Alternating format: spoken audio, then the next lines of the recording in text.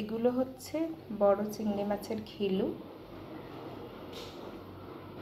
ডিম। এগুলো আলাদা কিনতে পাওয়া যায়। এটা হালকা একটু ধুয়ে নিয়েছি নর্মাল পানি দিয়ে। কড়াইতে সয়াবিন তেল দিয়েছি, পেঁয়াজ কুচি, রসুন কুচি, ধনে পাতা কুচি, আর দিয়েছি লাল মরিচের গুঁড়ো, ধনে গুঁড়ো, ভাজা জিরের গুঁড়ো, হলুদ গুঁড়ো। এগুলো দিয়ে মিক্স করে নিতে হবে।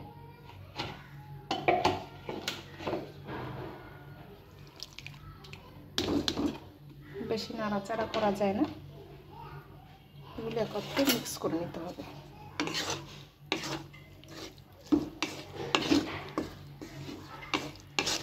ভালো করে মিক্স করে, বেশি নাড়াচাড়া করা যাবে না, আলতো হাতে মিশিয়ে নিতে হবে।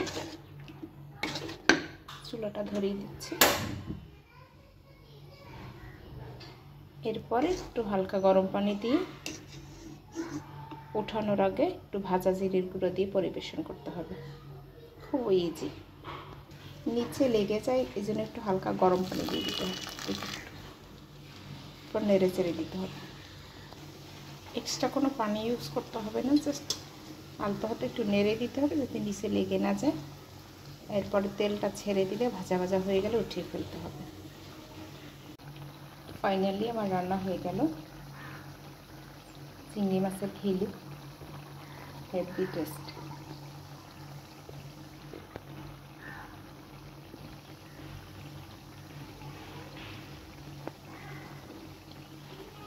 খুবই অল্প সময় লাগে, বেশি সময়ের প্রয়োজন হয় না, নিচে লাগে না।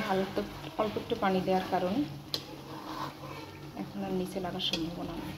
Heavy taste.